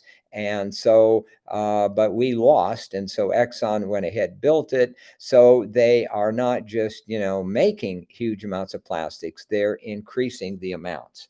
Let's see. Anything else? So anyway, so Exxon did claim in December 2023 that that its process would be capable of handling 80 million pounds of plastics a year. But there's a lot of skepticism about this, and I think the real question is maybe this is just a public relations scam by Exxon Mobil. They're going to do this not only at Baytown, Texas, but Beaumont, Texas, just 60 miles east. I've been there. They've got another giant complex of 2 big chemical plants and a refinery. And I've been working with the Black community there. And in Baton Rouge, Louisiana, I've been there. And again, they've got 2 giant chemical plants and a large refinery. So they claim that they're going to be doing this so-called recycling at all of these plants they've got. So anyway, Exxon says that used plastic is jointly processed with other feedstocks to produce product range such as, quote, new plastics, chemicals like butyl rubber, and transportation fuels. I'm very concerned about all the whatever toxicity that's going to come from what they're doing, because they're not really disclosing the potential harm that I think is going on. And I'll just say too, when we filed our lawsuit in 2010 for 16,000 violations of the Clean Air Act, Exxon Mobil fought us very strongly, and we had a trial in 2014 where the company admitted that they, yes, they told the federal judge that we did have over 16,000 violations of our permits under the Clean Air Act, but we spent several $1 billion to try to reduce the number of violations, and we said they should have spent many billions of dollars to try to clean up these dirty plants, and that includes the plastics complex that they've got there at Baytown. Anyway, thank you very much. I applaud all the speakers for going into these issues, because I'm not really involved in it, but I'm aware of a lot of the chemistry, and it's really pretty outrageous that all this is going on, that the artificial turf should be completely banned, and they should all be removed across the U.S. I think how we dispose of them, that's another big question, because this is very toxic material. Thank you very much. Thank you so much, Dr. Carman. And on to our last speaker of the night is Ryan Anderson, who leads Midwest Grows Green, an initiative of IPN Institute of North America as the Sustainable Community Development Specialist. Ryan was a 2016 Christine Mears Zayon Science and Technology Policy Fellow for the National Academics of Sciences, Engineering, and Medicine. Midwest Grows Green educates and empowers citizens to take sustainable landscaping action that reduces harmful runoff into our waterways, protects the health of our most vulnerable citizens, and reduces negative impacts of pesticides on non-target species such as pollinators. Give it away, Ryan. Thank you. Thank you. Thank you for that introduction. I'm going to play from the start. Everyone can see my screen? All right. Well, hello, everyone. My name is Ryan Anderson, and I'm the Sustainable Communities Development Specialist for the IPM Institute of North America. We're an environmental nonprofit based out of Madison, Wisconsin, and our mission is to advance sustainability in agriculture and communities through market mechanisms based in integrated pest management. I was asked today to talk about sustainable management or management with limited synthetic pesticides and fertilizers of natural grass athletic fields. And I'm going to talk from the perspective of our Midwest Grows Green initiative at the IPM Institute, whose mission is to educate and empower citizens to take sustainable landscaping action that reduces harmful runoff into our waterways, protects the health of our most vulnerable citizens, and reduces negative impacts of pesticides on non-target species such as pollinators. We work with a lot of park districts, school districts, and municipalities in the Great Lakes and Midwest region to eliminate their synthetic pesticide and fertilizer applications on turf grass fields. And how we do that is by leveraging the soil. So that handful of soil that you see in this slide contains more than 200 billion bacteria, 20 million protozoa, and 100,000 nematodes. These organisms make up what we call the soil microbiome, and it offers countless benefits to turf grass and other vegetation. Things like recycling nutrients, breaking down organic matter, inhibiting plant pathogens, and balancing soil pH. So when we do our consultations with park districts, school districts, and municipalities, we're always looking at what's going on in the soil. And a lot of times we can determine the soil health based on just a picture or a visual site assessment. So I'm going to show some pictures in the greater Chicago area. And just a disclaimer, we deal with a lot of clay, heavy clay or high clay soils, which I also expect is similar to Ithaca, New York, but it might not be similar to other regions in the United States. But clay tends to be one of the largest issues we have for turf grass fields because it causes soil compaction, drainage, and weed issues.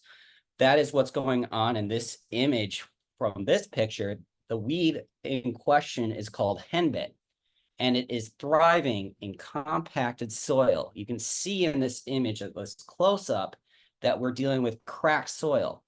Clay soils, high clay soils, tend to crack in dry conditions. And if you see those soil samples, they're very gray, which tells us as we go deeper in the soil profile, we have low organic matter and low pore space. So what's happening is the water isn't infiltrating in our soil, and that's creating unsuitable conditions for our turf grass. On the flip side, clay soils can capture water and just lock that water in. And that is what's going on in this image. So this image is of saturated soil conditions with water. And so with saturated soil conditions and high clay, you have limited oxygen available as well as nutrients. The turf grass isn't going to set down its roots into that clay soil, that anaerobic soil conditions, because it can't access air, water, and nutrients. So we start to see this puffy behavior or growth pattern from our turf grass.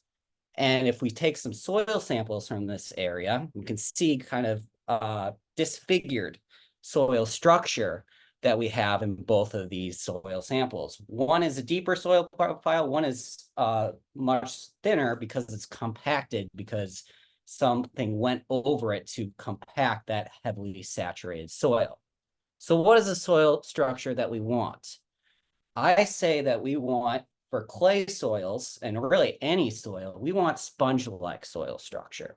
So if you think of a sponge, it's going to hold on to that water. But if you squeeze it, it's going to let that water go. That's what we want with our soil. We want our soil to hold on to that air, that water, the nutrients, but not hold it on so tightly that is suffocating our turf grass roots and causing these anaerobic conditions. We took a soil sample in this area, and you can see we have very deep soil, dark brown material, and there's actually an earthworm coming out. So that's telling us that we have that sponge-like soil structure. And that results in this dense turf grass system that is going to outcompete weeds and pests for air, water, and sunlight. And any turf grass specialist will tell you that the best defense against weeds and pests is a dense, deeply rooted turf grass system. I just want to mention that all those past few slides all those soil samples was taken from one site, one park site in a Chicago suburb of Western Springs. So you can see we have varying different soil conditions throughout just one park.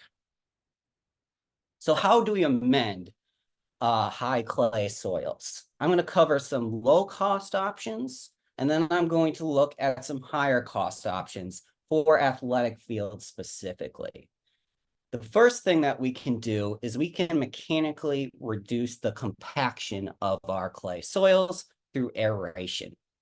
Aeration is taking these holes 3 to 6 inches deep, or sometimes you can just poke holes through slicing, is what it's called. And as you can see on the image to the right, we have a soccer field and a football field, and the red shaded areas is where we get the most traffic commonly on soccer and football fields. So on the soccer fields, it's on the goal mouse. A lot of natural grass fields, if they're not maintained well, you'll see just bare soil on the goal mouse. And then there's more stress in the diamond area. Soccer players tend to not play in the corners of a field. And then a football field, it's between the 20-yard lines, and the hash marks is where we get the most wear. So a good turf grass manager will look at those wear conditions and hit those wear conditions with their aeration equipment. This is an example from Park Ridge Park District in Illinois in 2018. The manager in question is Chrissy Solberg, and she had this field that had a lot of bare soil and not a lot of dense turf grass. But she aerated the wear zones 4 to 5 times per year. She accommodated that with a seeding between August and September. And then she only used organic fertilizers, and she was able to restore and achieve that green, dense turf grass system, as well as that sponge-like soil structure that we want. Park Ridge is a western suburb of Chicago, just for everybody's knowledge. Another low-cost option to amend clay soils and obtain that sponge-like soil is to incorporate compost top dressing. So as you can see right now in this graph, we have applications of compost top dressing between 1.0 to 6.5 cubic yards per 1,000 square feet. And that can increase the organic matter percentage by 6 to 163%. Organic matter has that sponge-like soil structure that we want, and it can increase the water holding capacity by 5 to 143%. And we have actually seen at Midwest Grows Green success with incorporating compost top dressing, specifically on schoolyards. So this is a schoolyard in Chicago, Ray Elementary School, where we incorporate about 1/4 to 1/2 inch of compost top dressing each year. We reseeded the compost with a fescue grass mix. We covered it with straw, and then we irrigated. And within a month, we had a dense turf grass system where we never had that turf grass system before on the schoolyard, because it was low in organic matter and it was very compacted. So you see a lot of those weeds as well as that little turf grass on Ray Elementary School. So those are the low cost options. And I do a disclaimer that not all these low cost options are going to work for every field. There could be fields with too high of clay content. Let's say Cornell has high clay soils. They might require a lot of compost top dressing, grass seed, fertilizer, as well as aeration to meet the expectations for collegiate athletics. That doesn't mean, however, that we need to resort to a synthetic turf grass field. In fact, there are options that we can reconstruct fields to obtain that sponge-like soil structure. We might be able to do it with some native soils, but there's also some options such as the sand cap built up field. And these options, so it's basically using sand top dressing to improve the infiltration rate of our athletic fields. And these options, for a lot of times, have less costs than synthetic fields. So synthetic field, and we've mentioned it many times in these past presentations, costs up to $600,000 to $1 million to install. And then there are these material costs in terms of $6,000 per year, as well as some labor costs, 375 hours. Well, if you look at the sand cap built up system, The installation ranges are from 58,000 to 103,000. 8,000 is the maximum for material costs, and then maximum 415 labor hours. So that is actually cheaper than maintaining a synthetic field. And this is just an overview of a built-up sand-capped athletic field system. The research is done from Dr. John Trey Rogers of Michigan State University. He's worked with a lot of athletic fields in the state of Michigan for high schools. They install some drain tiles.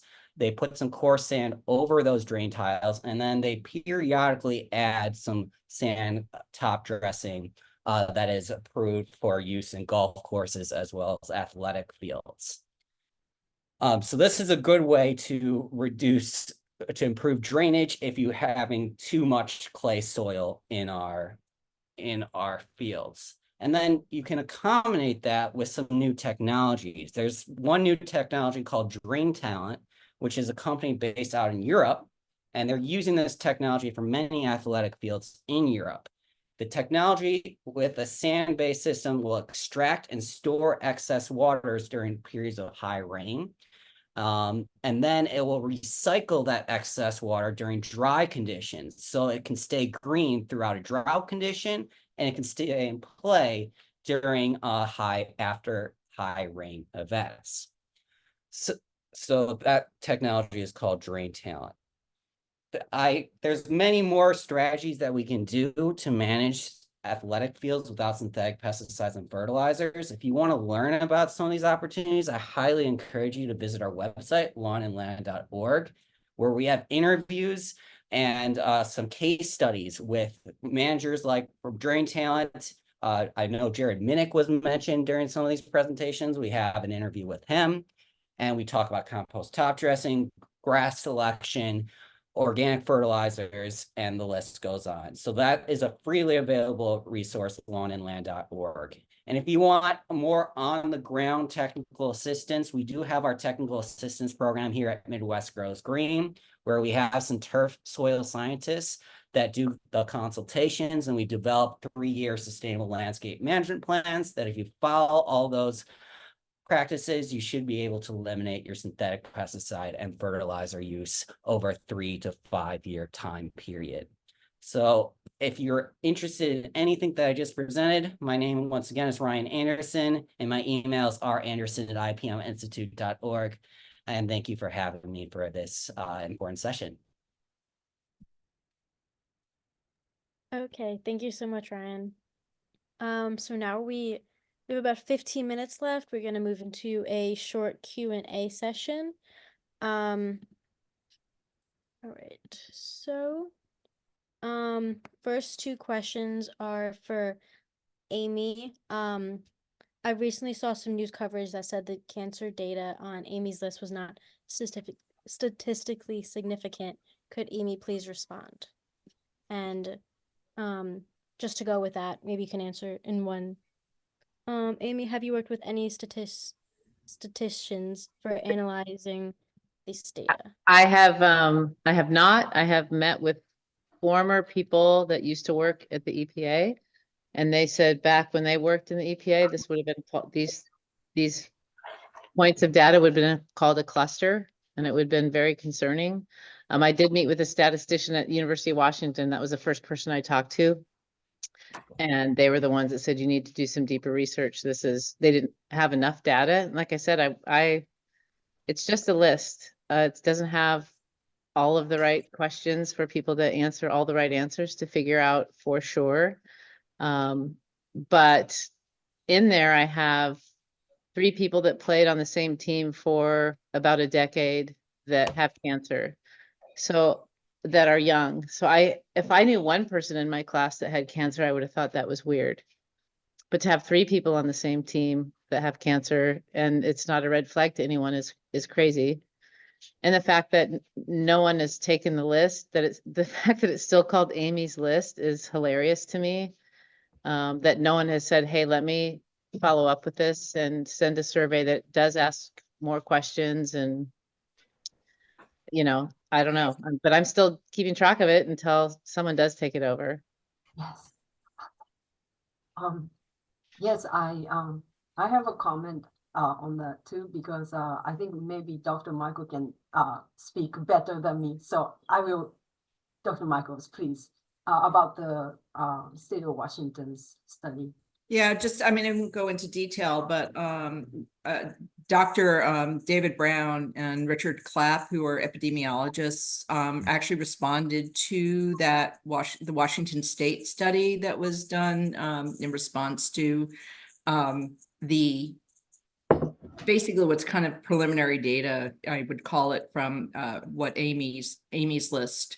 I mean, basically, she identified a potential problem because, in particular, the goalies appeared to be, getting cancers at higher rates. Now, it's a relatively small sample, self-selected samples. But what one of the things that should have been done is just like you would, they're kind of, you could consider the goalies like the canaries in the coal mine. They're most exposed. If you were doing a study with rats, you would have some that were exposed, and exposed a lot, and some who weren't exposed at all. But they didn't do anything like that, and they didn't compare really, goalies who played on synthetic turf all the time to goalies who never did. So it basically, it points to the need for further study, and what was done by the Department of Health in Washington was not what was needed. It basically diluted any possible real conclusions about what was going on there. For people that read the study, the Amy's list that they used everyone was made to believe that was every single person in the state of Washington that had played soccer and had cancer. They never used the cancer registry. They never used the Washington State registration. They could have gone back 10 years and said, I want 10 years of Washington Youth Soccer registration and 10 years of the cancer registry, and matched the de-identified data and seen if which numbers overlapped, which names overlapped. There was nothing scientific about it. They took a book on the history of soccer in Washington to figure out the approximate number of soccer players. And it didn't count who were the elite soccer players that played every day, like on the videos that you saw, versus who were the rec players that played once a week for 1 month a year.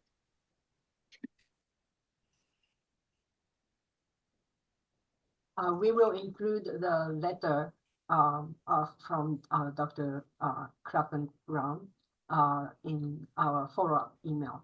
We will send all the registrants bibliography, and that will include that letter for your reference.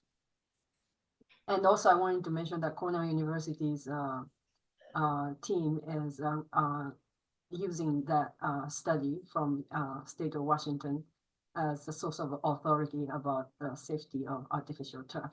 So, so I want to really include that letter, and thank you, Dr. Michaels, for responding. All right, so our second question is there any research yet on TPE fill, which is made with polyvinyl chloride, and what happens when that starts to wear out? If any of the panelists could answer that question.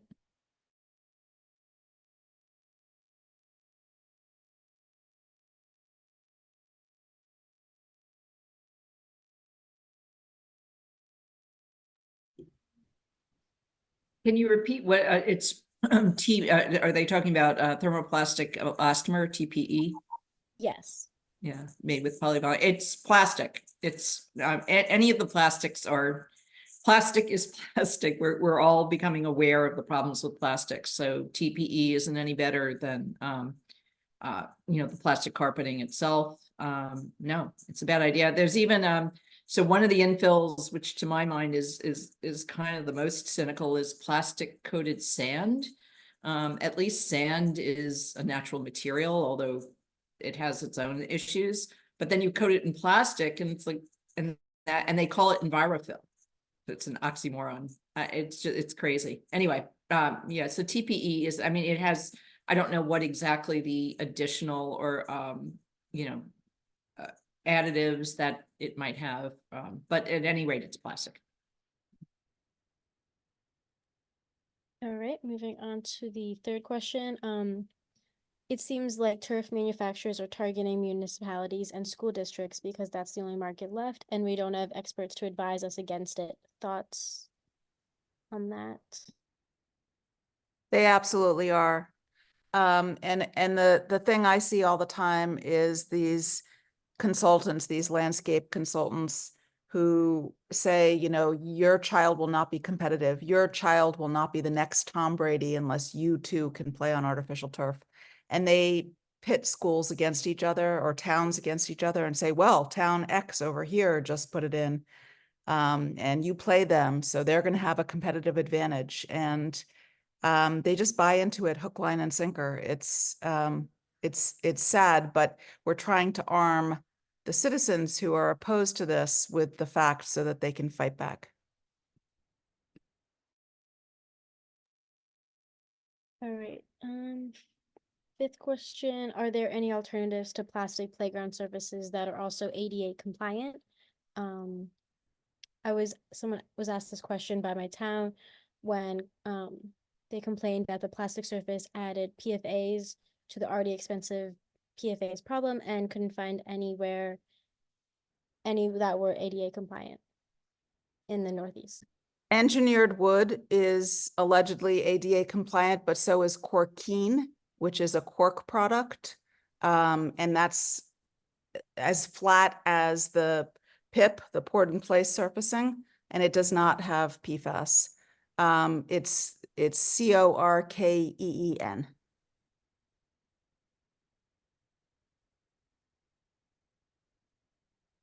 Yeah, just to add to that, I mean, engineered wood fiber is, again, everything has to be installed appropriately. If it's, engineered wood fiber is basically fiber, it's not regular mulch. It looks like regular mulch, but it's milled so that it'll knit together when it's installed, and it's installed in layers and basically compacted and watered between the layers. And if the drainage is installed and it's installed appropriately and it's maintained, it's ADA accessible. Of course, maintenance is an issue on everything.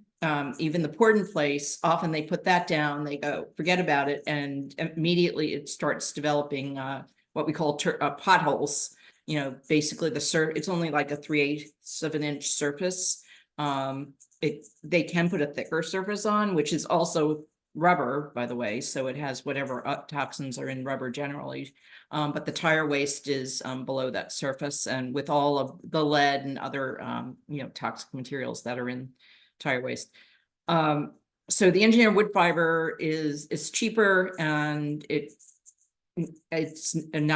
does need to be maintained, but you also need to just like synthetic turf needs to be maintained, you need to maintain the poured in place rubber for it to be safe, and often they don't do that. And they also don't do the maintenance that the manufacturers say should be done on the poured in place. For example, they say it needs to be vacuumed, so there's no organic material on it. I don't know if you've ever seen anyone vacuuming every week. They say it should be done at least once a week. I have never seen anyone vacuum those. So anyway, it's all in the maintenance. Got it. We also had a lot of questions on, is it accurate to say that all plastic turf has PFAS? Do all brands of turf contain PFAS? Sportsfield Partners states that they have a new synthetic turf construction that does not use PFAS. Is anyone familiar with that product? I think I addressed that. Every brand we've tested has PFAS. You know, you need to ask for the lab report, and you need to look at what tests they ran and what their detection limits are. But we have yet to find a brand that does not have PFAS. Yeah, and I'll just mention that recently there was a field in Philly that was sold as PFAS-free. And then when the experts looked at it, I think Jeff Gearhart was involved. So Jeff might be able to speak to this more, but you know, they hadn't used the appropriate testing. And when they went to RTI, I think it was, who actually did the testing for them, they admitted that they used the wrong test. They used a test for water, which is 20,000 times less sensitive than what they would find in the synthetic turf. So it's really, again, you always have to ask questions and make sure that the appropriate, whatever is appropriate maintenance, the appropriate diagnostics. But at the end of the day, I just want to remind everyone, this way I put the five problems with synthetic turf. It's like, don't let them distract you by just focusing in narrowly on one thing, because there's all these other problems.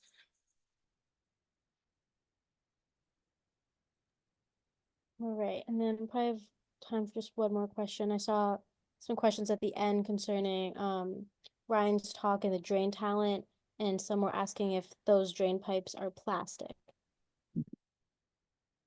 I do not know if they are plastic. This was just a suggestion for a higher cost, like for a schoolyard. We wouldn't recommend this much drainage, but if we're talking about a highly athletic field like what Jared does at the Maryland Sportsplex, or what we've seen for a lot of football, like professional football, professional soccer fields, most of those fields will have some sort of drainage technology to handle the wear and tear that those fields get. All right, and then we had a lot of questions providing references for slides. So we just want to let everyone know that most of the slides should be available with the recording, as long as it's okay with all the panelists. But just one last thing. Someone was asking to provide a reference for the environmental pollution study showing 15% of plastics in rivers and oceans that are from plastic turf. I forgot whose talk that was.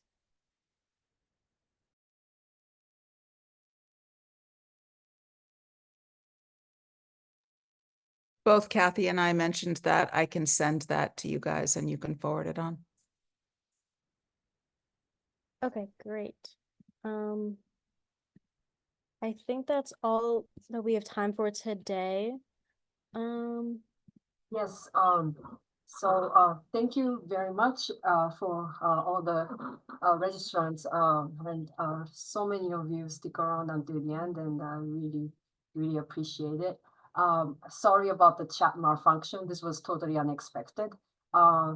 We will send you a follow-up email, and in it we would like to ask you to sign a petition against Cornell, to be sent to Cornell administration to stop the plan to install the toxic plastic grass. And we will also send you other resources, the slides, PDF from the panelists, and other resources. And we created a bibliography, so we will send it to you as well. Thank you very much, and have a great evening. And I hope we cross paths again in our fight against plastics and sustainable world. Thank you. Thank you. Thank you, everybody. Thank you. Thank you, Bye-bye. everybody, for attending. Bye-bye. Yes. Yeah.